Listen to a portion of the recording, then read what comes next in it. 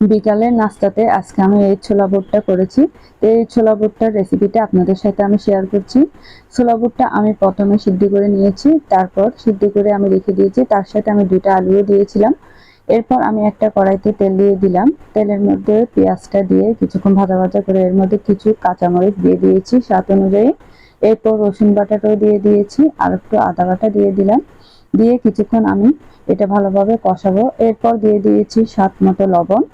কিছুক্ষণ আমি এটা কষিয়ে যেন কাঁচা গন্ধটা চলে যায় তাই আমি কষাচ্ছি। এরপর দিয়ে দিয়েছি হাফ চামচের মতো হলুদ গুঁড়া, আর 1 চামচের চেয়ে কম দিয়েছি মরিচ গুঁড়া, আর ধনিয়া জিরার গুঁড়া দিয়ে দিয়েছি 1.5 চামচের মতো।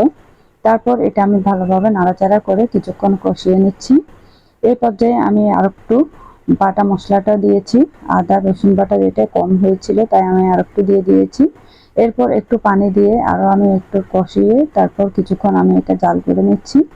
এরপর তেলটা উপরের দিকে উঠে আসলে আমি যে বুটটা সিদ্ধ করে রেখেছিলাম সেটা আমি দিয়ে দিয়েছি। এই পর্যায়ে দিয়ে আমি ভালোভাবে নাড়াচাড়া করে আলুগুলো আমি আর একটু ছোটো ছোটো করে কেটে নিয়েছি। তারপর আমি এগুলো ভালোভাবে মাখা মাখা করে আমি এটা কিছুক্ষণের জন্য রান্না করছি। এই পর্যায়ে নাড়াচাড়া হয়ে আসলে কিছুক্ষণ ঢেকে দিয়ে আমি রান্না করেছি। এরপর কিছুক্ষণ পরপর আমি নাড়াচাড়া করে দিয়েছি অনেকক্ষণ পর্যন্ত। এ পর্যায়ে আমি যতটুকু দরকার একটু পানিটা দিয়ে দিলাম। দিয়ে অনেকক্ষণ পর্যন্ত আমি সিদ্ধ করেছি। আর এ পর্যায়ে আমি চাট মশলাটাও দিয়ে দিয়েছি আর একটু গোলমরিচের গুঁড়া দিয়ে অনেকক্ষণ পর্যন্ত রান্না করেছি।